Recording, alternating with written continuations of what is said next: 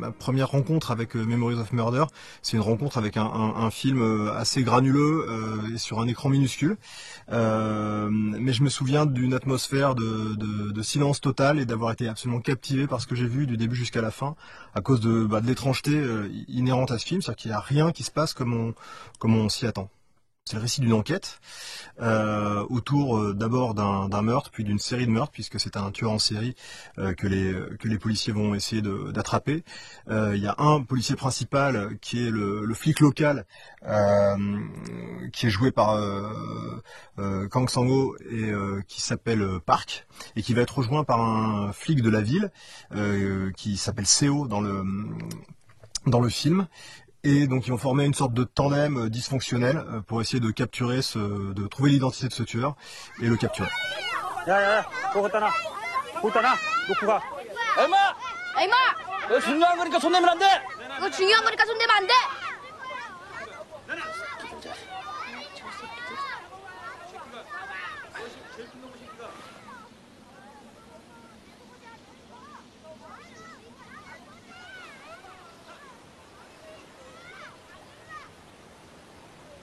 C'est un film qui a plein de strates différentes et j'ai l'impression qu'à chaque fois qu'on le voit, on découvre des nouvelles couches.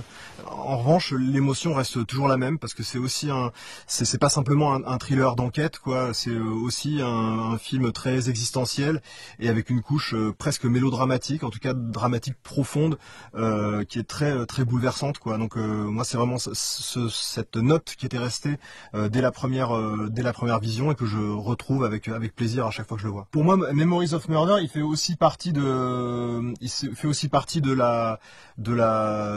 vague de cinéma sud-coréen. Il y a eu beaucoup de films coréens hyper importants, notamment des films de genre, quoi, et souvent des films noirs, très sombres, très aiguisés, très très tendus. C'est le deuxième film de Bong Joon-ho après Barking Dogs, Never Bite, et c'est dans celui-là pour moi qu'il trouve sa formule, c'est-à-dire il y a une vraie signature Bong Joon-ho dans le mélange des genres assumé du film, qui se joue à la fois dans la progression de la narration et dans les séquences elles-mêmes, quoi. C'est-à-dire que le film, il commence comme une sorte de comédie qui peut déraper dans le burlesque, l'absurde, le grotesque même.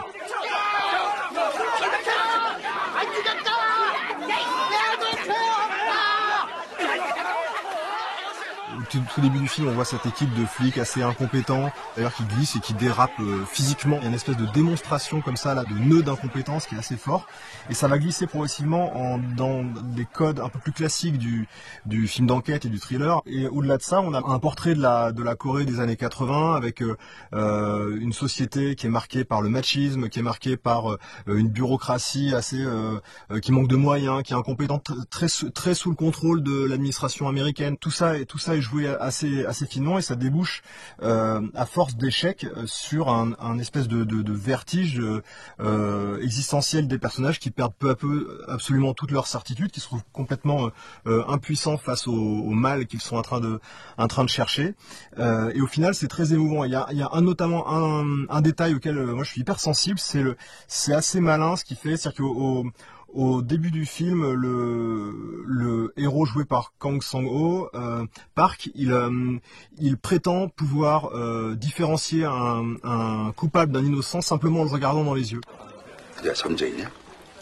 아예 돗자리 깔아라. 반장님, 내가 다른 건 몰라도 이 사람 보는 눈은 있다는 거 아닙니까? 그래서 이 순사밥도 먹는 거고 애들이 다 나보고 무당눈깔 하는 이유가 따로 있다니까. 설마 그러면은 저기 앉은 저 두 놈 보이는 게? 둘 중에 한 놈은 강간범이고 또 한 명은 피해자 오빠다 그 말이에요. 그러니까 피해자 오빠가 지 여동생 이거 한 놈을 잡아가지고 왔다 그거요. 응? 한 놈이 강간범인지 한번 알아맞혀 보시오. Bong Joon-ho, il nous force à regarder le regard de cet homme. Et donc, tout au long de ce film, on va voir l'évolution du regard de Kang Sang-ho sur les suspects potentiels, mais aussi sur le monde qui l'entoure. Et ce regard, il va se charger en gravité, comme si le personnage était en train lui-même d'évoluer, de grandir, de comprendre la complexité du monde.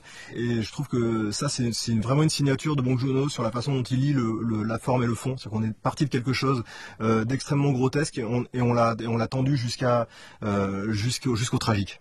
Memories of Murder, je trouve que c'est quand on écrit ou quand on met en scène, c'est un film qui rend libre, quoi. C'est un film qui montre que tout est possible à partir du moment où le regard qu'on pose sur les personnages est un regard sincère. C'est-à-dire que je disais tout à l'heure que les flics étaient vus comme incompétents, grotesques, et ça n'empêche pas d'être totalement à la hauteur de leur regard, d'être saisis par leur désarroi, par leur impuissance.